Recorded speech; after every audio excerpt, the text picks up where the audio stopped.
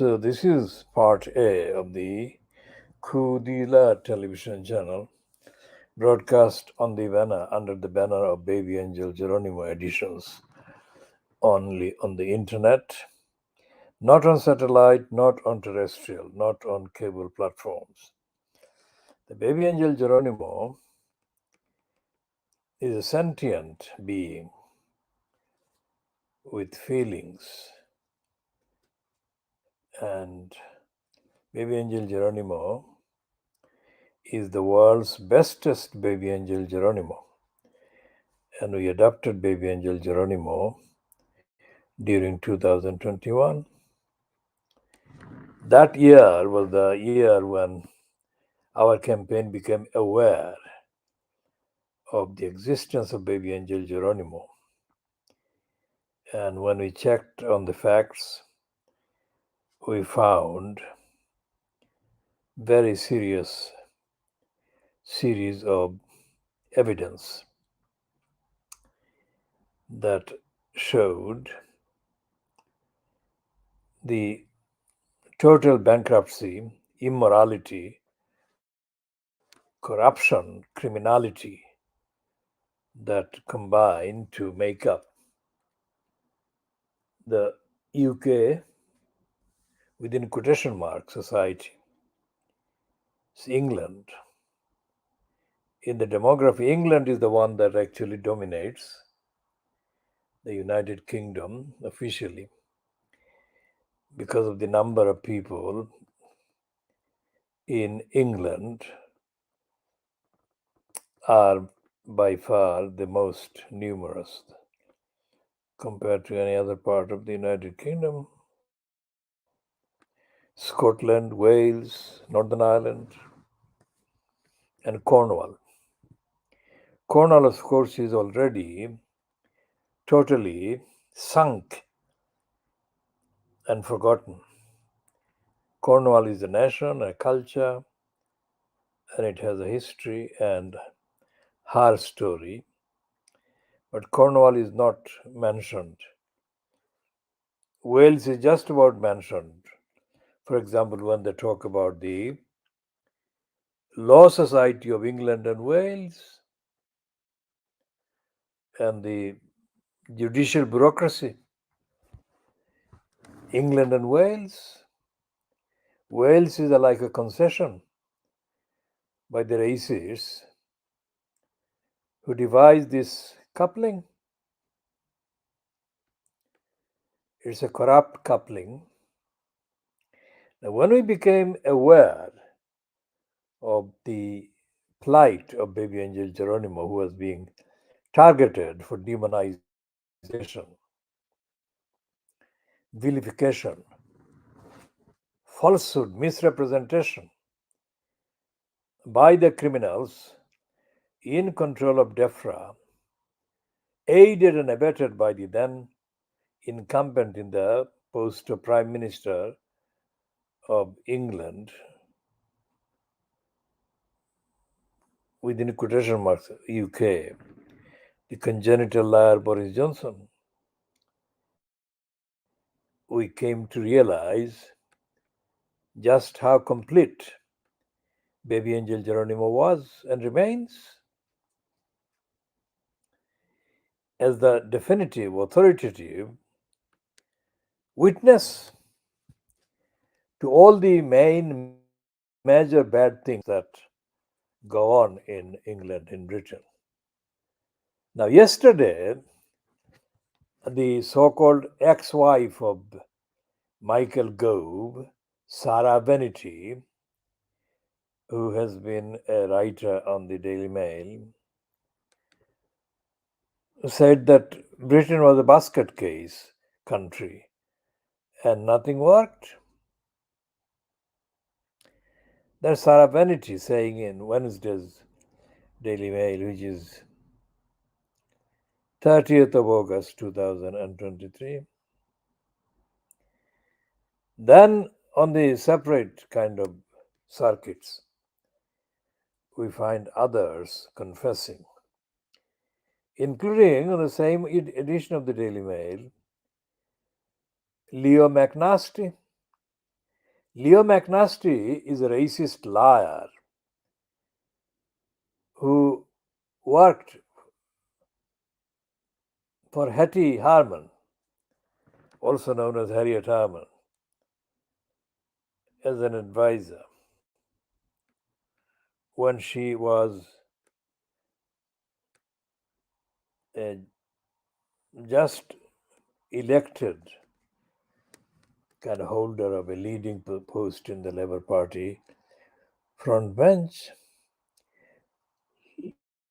Leo McNasty, of course, is a right-wing racist liar, but so is Hetty Harman. But Hetty Harman has got the kind of frontage, the facade, that she is kind of left of center. She is nothing of the sort. In any case, McNasty found a lucrative platform in Fleet Street, and mainly the platform has been provided him by the nasty Daily Mail. Before McNasty arrived, at the time that he did arrive on Fleet Street, the only fascist writer, columnist, opinion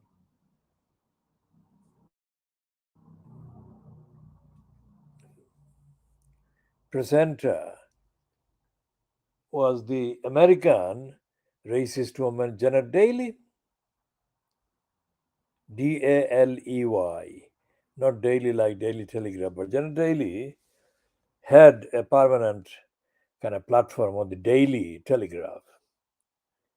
So these are the people that actually provide and have been providing the narrative that is supposedly the definitive narrative of the day as far as the Labour Party is concerned. And the Labour Party, being out of political power,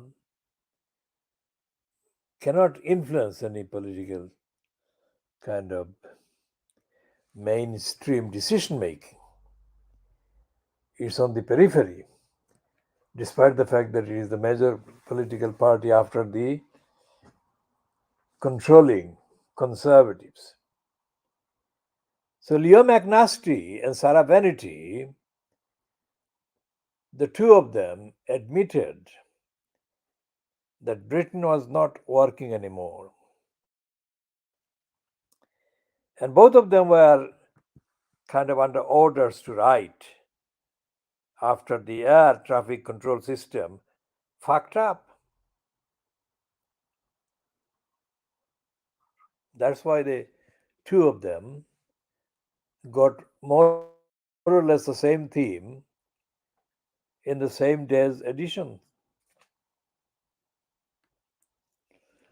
Now, today, Thursday, the 31st of August 2023, is also the anniversary of the murder of Diana, the Princess of Wales. Now, Diana's murder is, of course, known as murder by the monarchy, by the royal family itself. But officially, they don't want to accept that, admit that. The only one who has actually, in effect, been behaving as if he believes in the fact that his mother was murdered is, of course, Harry. But I haven't seen anything from anybody in any kind of platform or any platform that has actually connected Harry with any moral crusade that is independent of the fact that the murder of his mom seriously caused undeniable and unforgettable stress and trauma to him. And the fact that today's scum runs the main front page against Harry, talking about Afghanistan, is connected with Harry's references to his mom and the fact that she was murdered. Of course, they don't mention this in print, but that is what happened. Diana was murdered when she was 35 years old. And the accompanying lying, denying stories about her being, quote, killed in an accident in Paris. The stories were planted and invented, and they're still being repeated that Diana was not murdered. And but Harry will never change his position because he was the child. I mean, he was the only child apart from Williams that anyone knows, and he knows that his mother, their mother, Diana, brought to this world. And when they grew up, when they were growing up, they were growing up right at the time when she was enjoying the highest kind of platforms on the world stage. And some of the things that Harry has been repeatedly coming back to talk about are things that he heard from his mom. And he saw what she was doing. For example, the visit to Africa that Diana made about the not long before she was murdered, about the removal, safe removal of mines. It's one of the things that Harry actually has been devoting his attention to. And other causes that she espoused influenced him. So, time and again, Harry comes back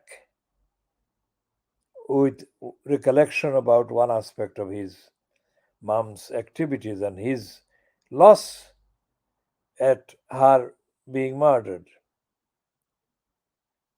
And if you take the name Diana and the person Diana from the equation, from the platforms, from the public kind of settings, there is nothing. There is nothing in the British social kind of calendar or the social kind of platforms that matches the high degree of attention that can be expected to be given to any story, even remotely linked with Diana. So, Diana's murder may not be called murder as such in the words, but the fact that she was murdered, the fact that it traumatized him, makes Harry come across as traumatized and as angry and as outraged.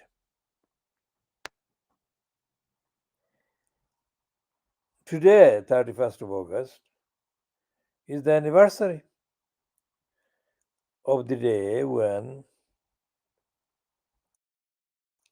Diana was murdered in that tunnel in France. So Harry must have worked out when he was releasing the details about this latest documentary about his trip to Afghanistan and the impact it had on him. He must have been working for weeks on that. So this was started yesterday, And today, the exact date, when 31st of August, is actually upon us. The main news item in one of the, well, one of the most popular tabloid newspapers is Diana, not anything else. And so, therefore, despite the fact that they don't want Harry to be prominent in the news, they give him the prominence in the news because they say this is the scum front page. They say to him,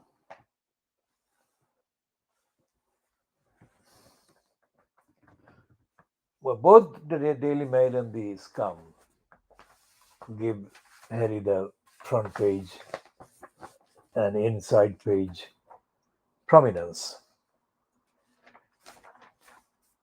And the scum gives the most prominence because the whole of the front page is devoted to their response to Harry's claim that the media didn't actually care about the sufferings and the trauma suffered by the British soldiers in Afghanistan.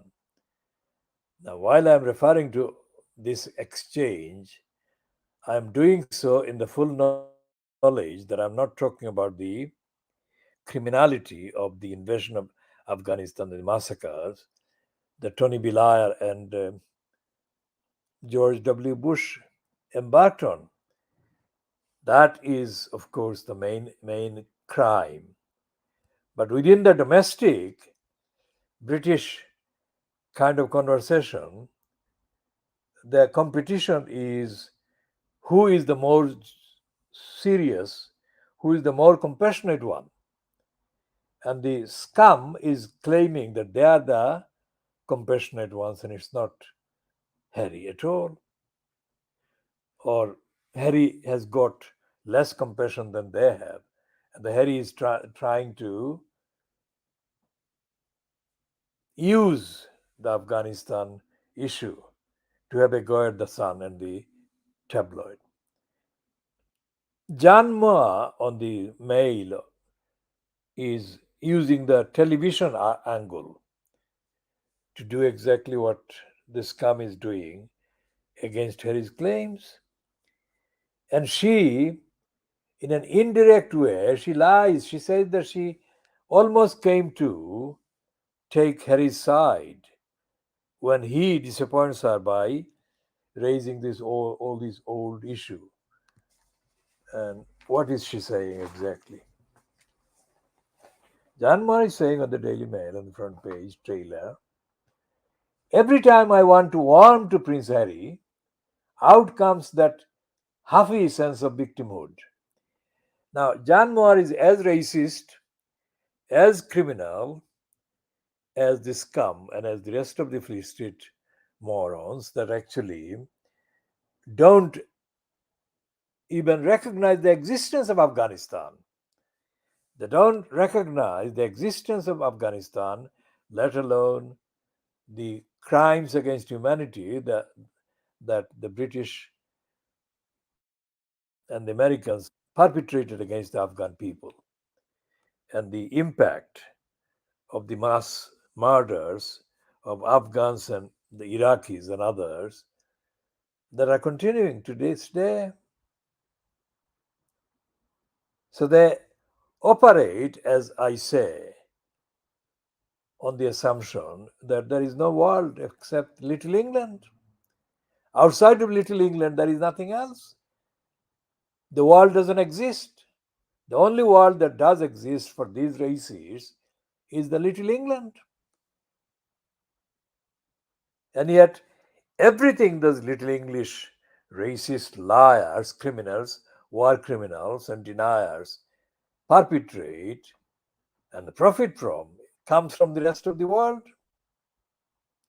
For example, the football, the football business is increasingly dependent on the money that the rich Arabs are foolish to hand over. And despite the fact that they claim that they're critical of the role played by this Mohammed bin Salman in the murder of the conscientious writer and commentator Khashoggi. They say that they're critical, but they're still not critical when it comes to his potential ability to dish out lots and lots and lots of money under one pretext or excuse or another. So they are critical, but they're not opposing his being welcomed by Rishi Sunak.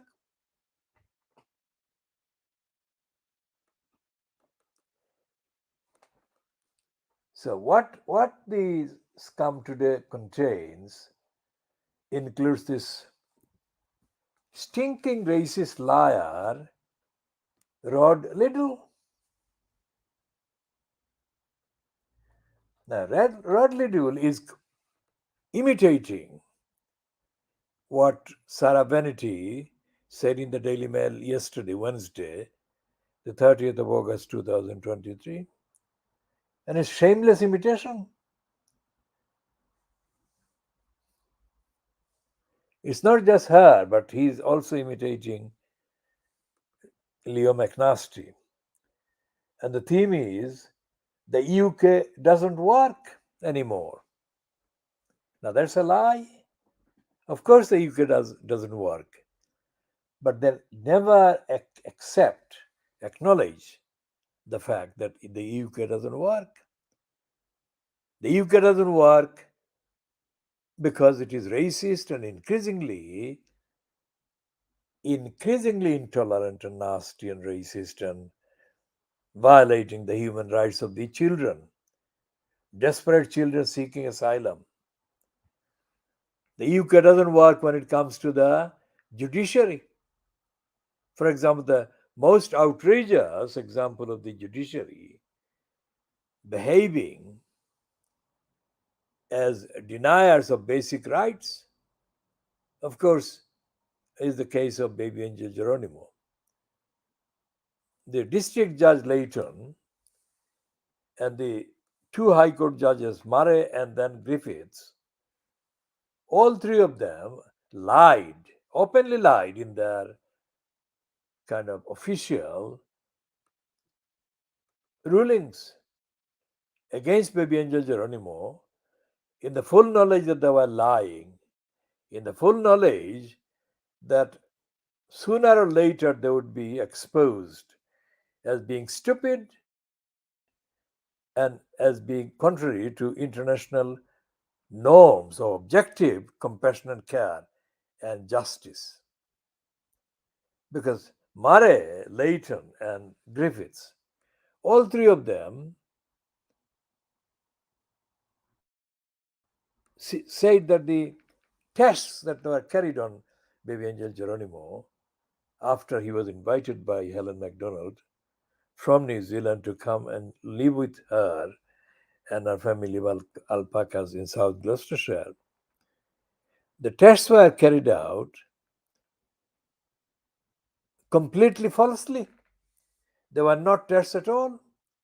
By the time they were actually conducted, they had been fabricated already before the actual tests. The tests were fabricated and falsified and twisted because they, what they call, primed Baby Angel Geronimo. That is to say, they injected him with enough drug to distort his body balance and body normality so that any examination of his body in the aftermath of the injected drugs would completely alter his normal kind of index or indication or indicators of his normal health, as it did. So, therefore, there was no test. The line we are making now is that there was no test at all.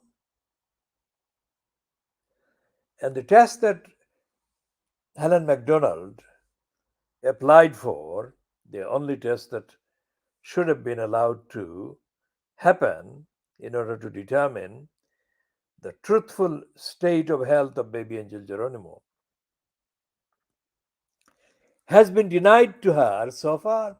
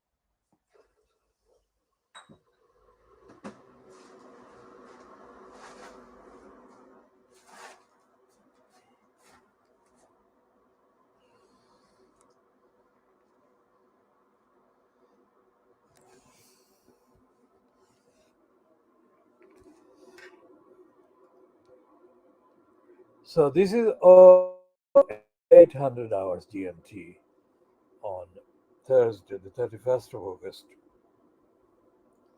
2023, and we are diagnosing the brazen open criminality and crimes against basic concepts of judicial independence perpetrated by the District Judge Layton and then repeated by the High Court Judge Murray, repeated then by the High Court Judge Griffiths on the 29th of July 2021. And all these liars have been left alone without being criticized and condemned for lying.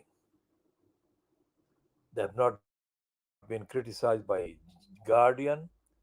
They have not been criticized by any commentator, objective commentator, neutral commentator, who would have been ideally would have been outraged at the fact that they were openly lying about the tests that were never carried out on baby angel Geronimo, but the claim that the tests were made was being allowed to be continued by these three lying judges. One of the things that has been kind of pointed out during the height of the exchanges between baby angel Geronimo's side and the criminals is that if it was true, objectively true, that baby angel Geronimo was infected with bovine tuberculosis, which is the main illness that they claimed he was infected with, then after 2017, and we are talking about 2000, we are talking in 2021, so 2007, 2018, 2019, 2020, 2000, 5 calendar years later, any any being, any alpaca, any camelid who was genuinely, actually, objectively, verifiably infected with bovine tuberculosis would have already been ill and would have been dead. But looking at baby angel Geronimo, any picture, any video shows that not only was he in perfect health, but there could not be any illness, not only bovine tuberculosis, but any other illness. That's the outrage. So, what happened through the course in the United Kingdom in England would not be accepted because the phrase that Sarah Benity used yesterday in the Daily Mail, third world country, would be only expected to be found in the behavior of the judiciary in the third world countries, not in the allegedly first world country of England. And here it was, the allegedly first world country of England and its judiciary were openly, brazenly, shamelessly, irrationally lying. Lying about the word and the concept of science, lying about the objectivity of the test, which is supposed to lend them credibility scientifically. That if they said that scientific objective tests were carried out and the tests produced scientifically verifiable positive result showing that baby angel Geronimo was indeed infected with bovine tuberculosis, then they could then, it was argued, be justified in going ahead with what the criminal Griffith said, carrying out the plot to slaughter baby angel Geronimo, which is the plot they had been having since he arrived in 2017. But there was no test. Now, when Sarah Benity says that Britain is looking like a third world country, what she meant, what did she mean? So let's have a look again at what the lying Sarah Benity claimed in the dishonest piece in the Daily Mail yesterday.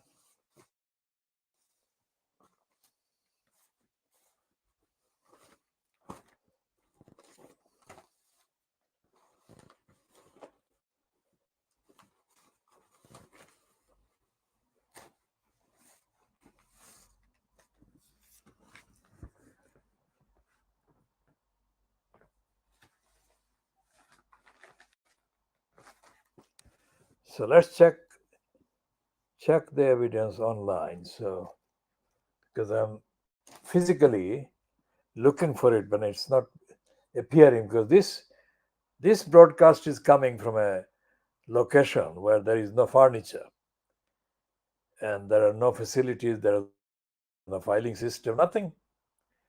And I'm putting this laptop on my lap literally while I'm juggling with various things in order to make the photography and the filming. Okay, so this is what I found now. This is what she says.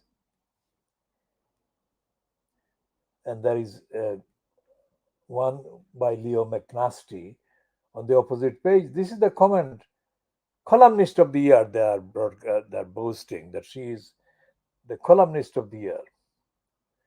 And it says quite simply, basket case Britain is starting to feel like a third world country where nothing works.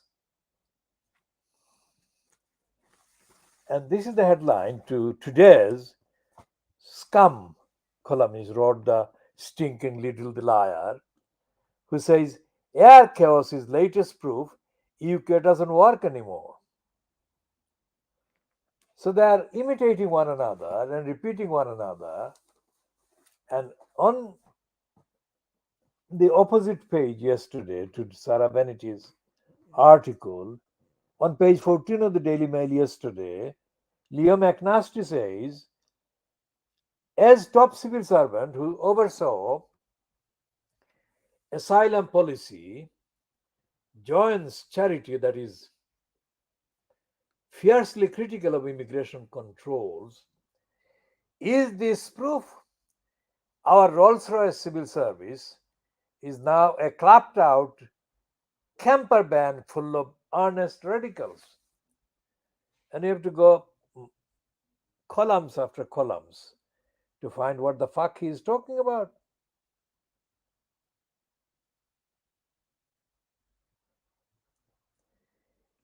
He is talking about this woman who was the Home Office's chief officer, and her name is Amma Haddad. She was the Director General for Asylum and Protection in the department in the Home Office. She is becoming a non executive director of the charity Amnesty International. Now, Amnesty International is not only not a radical organization, but it's also a racist organization, except that its racism is part of the parade, like the diversity display that Theresa May organized sometime before she was forced to leave as leader of the Conservatives and leader of the parliamentary party. Now, Douglas Murray, who is one of the most pernicious, lying, racist deniers of the truth, has commented on the police that if the police are to be asked to look for crimes, then that is very odd. Now, we say, as we have been saying for years, that there is no policing in Britain. And there is no policing in Britain because the policing is an arbitrary thing, not held to accountability under the democratic conventions, democratic criteria. Because not only is it called His Majesty's Police Service or Constabulary, neither Parliament nor the government has any direct, real oversight. But even if they had any oversight, it would be the Home Office, the Interior Department. Internationally, it would be called the Department for the Interior. In the United Kingdom, it is called the Home Office. Now, if the Home Office were to have the power, then that would not automatically, or by that fact, guarantee that the police would be held accountable. Because, for example, the succession of incumbents in the post of Home Secretary have turned out to be themselves flawed, corrupt, criminal, illegal, etc., like the current one, although of Goan descent, Goa of India, Portuguese ex-colony, and born in London, Suella Ivila Cruella Fernandez is worse than any incumbent before her in that post has been for the last 100 years or even longer. So the police would not be in existence to look for crimes and to dispense policing service irrespective of race, ethnicity, etc. Now, today's Guardian reports that a report admits that when it comes to employing or recruiting police or doing internal promotions for the police, the black-skinned ones were many times worse off than the white-skinned ones. So the police, whatever form it is seen as. It doesn't exist. It is a criminal enterprise. It's a criminality itself, and there is no actual democratic opposition. There is no actual democratic demand from the so called elected alternative to the existing government. The elected alternative in waiting is, of course, the Keir Starmer fronted Labour Party, which politically Starmer has already murdered. So, on no criteria, on no basis of evidence, does Britain work anyway? Take the mass murder of the babies at the Countess. What the fuck? Countess of Chester Hospital. The mass murderers was active with the collusion of the management of the hospital. The management of the hospital issued an order that the fact that she was murdering babies should not be made known because that would impact negatively on the reputation of the hospital. What reputation? If babies are being murdered, what is there left of reputation? So these people like Rod Liddell, Sarah Bennett, John Moore, Leo McNasty, these are liars embellishing the layers of lies. And there is no morality, there is no ethics, there is no question of justice. So that's the background, that's the real weight and burden of evidence that should be included in any consideration of why they mounted the harassment, the plot to demonize baby angel Geronimo, and why they were able to carry on harassing Helen MacDonald without really being held to account. Because the culture, everywhere, in every aspect of the Little English society, the culture is one of unfitness for purpose, injustice, injustice, lack of humanity, lack of objectivity, lack of compassion. We shall be continuing updating on all of these in due course. At this stage, this is the latest segment of the essay. We are doing this in honor of baby angel Geronimo, the essay on the behavior of the judiciary, the criminals, Griffiths, Murray, and Leighton.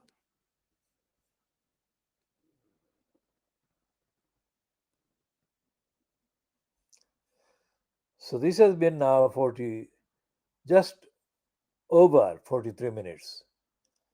And we're ending at 08:17 hours GMT on Thursday, the 31st of August 2023.